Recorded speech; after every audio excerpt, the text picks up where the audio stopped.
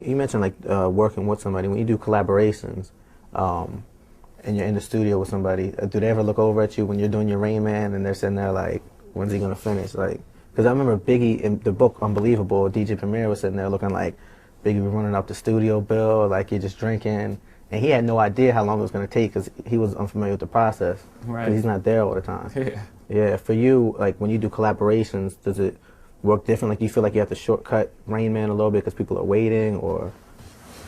Well, nah, it don't really happen like that. For the most part, most collaborations happen after the song is done, like after I've done my part, especially on my side. Yeah. On my side, or either way, it happens like that. You do a song and then you find someone's own. Like you don't Right. really think I'm gonna collaborate with MCXY, before you make the song. You make Right. the song and say, wow, that song sounds Would be great. good for Maybe if we get this person on it, and it goes like that, or vice versa.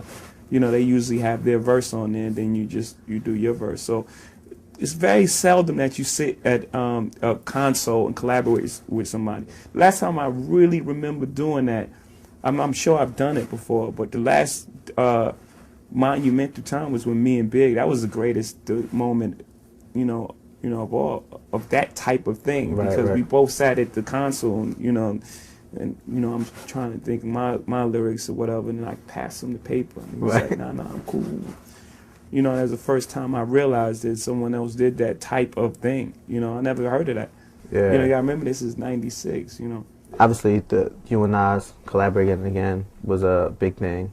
How was the approach different for Black Republican as opposed to Success for you and Nas? Well, Black Republican, we knew we would do. It was just a question. I really didn't do Black Republican for it to be a song, to be perfectly honest with you.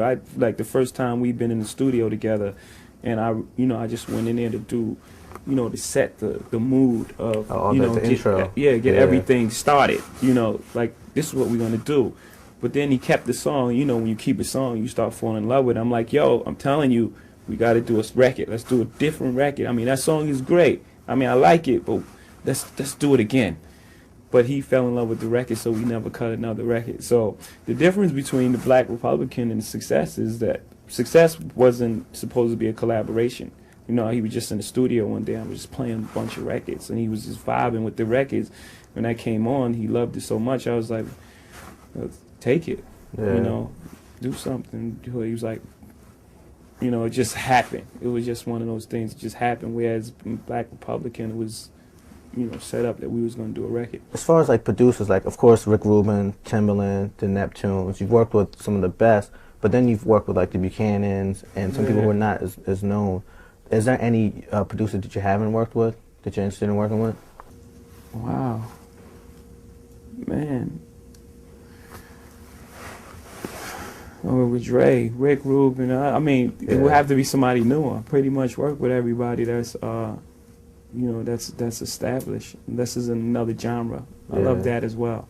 Different genres of producers. They bring different energy. They bring, it's not a thought out knowledge of this should sound like this. This should be the club song, gangster song. It's just. New energy. I think that's why the Rick song came out so great. I think it was just a great record for being a great record. I don't think it was a great hip-hop record. I don't think it was a rock record. I don't think it was a mashup of hip-hop and rock. It was just making music for the sake of making it a great song. Yeah.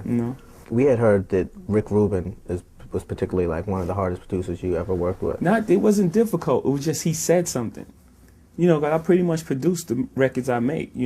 People make tracks, and then I do choruses and, put some strings in there, and, I pretty much produce as well.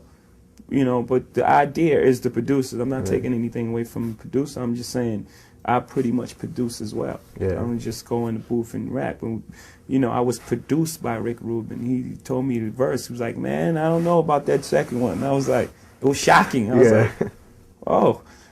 Yeah. Premier probably did that early on, though, probably on Reasonable Doubt. Yeah.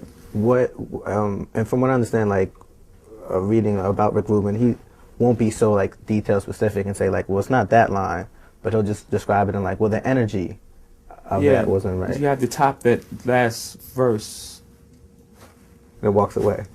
I'm like, top it how? Like, what do you mean? Like, it's the energy, the flow, the words, what I'm talking about. Nah, it was just, that was it. You know, that was it.